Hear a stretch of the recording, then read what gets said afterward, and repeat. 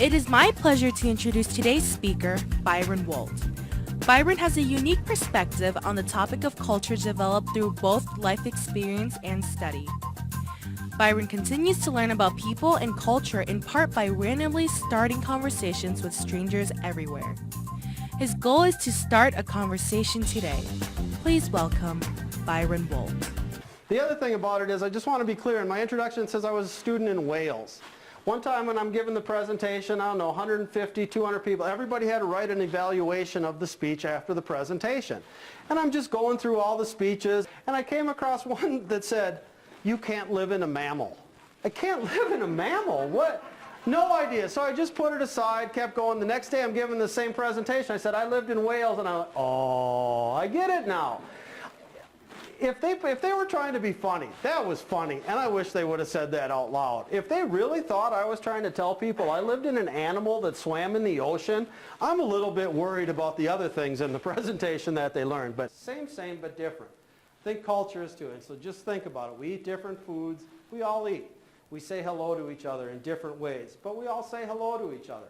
Same but different. That's what we're going to talk about today. And I think that's an important thing about culture. When you don't know something about a person, their religion, their dress, not knowing, you think the worst. You get scared. But the more information that we have about people and places and ideas, the easier it is to realize no matter what differences we have a lot of things in common. Here's what's going to happen today. The presentation is called Diversity Matters, and I have different cultural categories.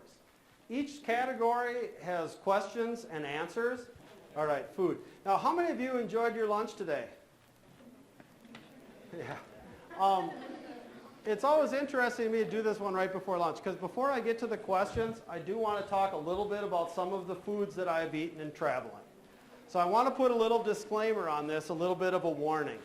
I want to say if you have a weak stomach, you might want to plug your ears until I start clicking the questions, because you might not be happy with part of the discussion.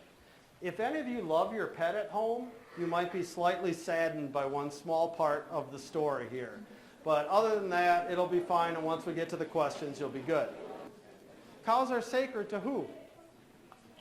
Hindus. And there are about 800 million Hindus in India. So if you walk around the streets yelling, "Where's the beef?" you are going to insult a whole lot of people. Can you see any understandable rules of traffic in this picture? My first day in Delhi, the only traffic rule I understood was whoever honks their horn loudest goes first. And I was in one of those little three-wheelers that apparently the horn did not work. I used to do behavior counseling. I used to come into family homes and try to help people solve problems. If you want to solve any problems, you can't start with what you disagree about. Soccer around the world has 2 billion fans. If you watch the World Cup this summer, you are going to be doing the same thing as over 2 billion other people. I think that's pretty cool. And American football, by comparison, has about 250 million fans. And they literally, I'm on top of the shrine, they're carrying me down the street in the middle of a parade with people yelling, "Wash shoy," which means make noise.